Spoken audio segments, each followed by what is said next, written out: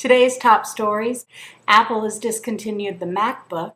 Amazon lets kids now rent textbooks to their Kindle, iPads, and smartphones. Google Plus is expected to reach 18 million users before it even launches next week. And I experienced a terrible Twitter catastrophe. This is Speak Media Vlog. Apple has just released the MacBook Air and Mac Mini. The 11-inch MacBook Air features 64 and 128 gigabytes flash drive standard. The 13-inch has 4 gigabytes of RAM standard, and basically all kinds of awesomeness. And of course, the biggest news of this launch is that now Apple is discontinuing the MacBook, the cheapest version of their laptops. It will no longer be available to consumers, but it will still be available to universities and educational institutions. Speaking of universities, Amazon is now letting college kids rent their textbooks online and download them to their Mac, PC, or mobile device.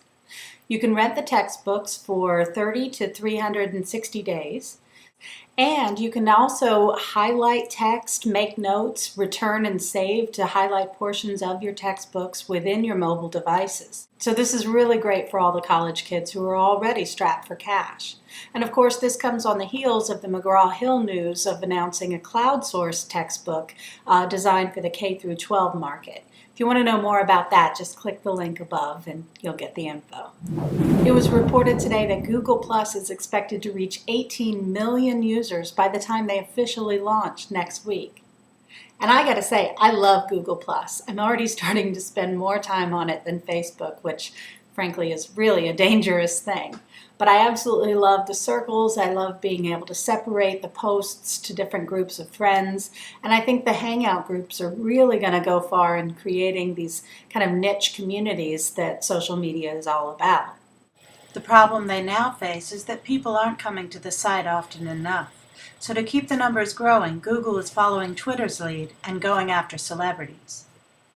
What's most interesting is that Zuckerberg, not Larry or Sergey, the founders of Google, but Mark Zuckerberg, has the most followers on Google Plus at 250,000, even though he hasn't posted a single thing to his profile. And you just know that's got to drive Google nuts. The other night I experienced a terrible Twitter catastrophe. It was about 10 o'clock and I'm just sitting there watching some TV, and I started to craft what would surely be the most interesting, insightful, and compelling tweet known to man, when I looked over at my followers section and noticed where it usually says 2,483 followers, the number was 0. 0. All of my followers were gone. Gone! I think there was just a crack in the center of the earth. Now, of course, everything was restored after about an hour, but it really got me thinking, are brands relying too much on these third-party sites in terms of our actual customer connections and engagement? I mean, seriously, I remember a few years ago when the big debate was microsites and how the challenge with microsites is it takes your target customers away from your brand's website. Well, now our relationships aren't even something we own. The contacts that we have exist solely on these third-party sites. And when you're looking at all of a sudden 0 followers on Twitter, that's a really scary proposition.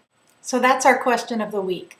Are brands relying too much on these third-party sites for those customer relationships?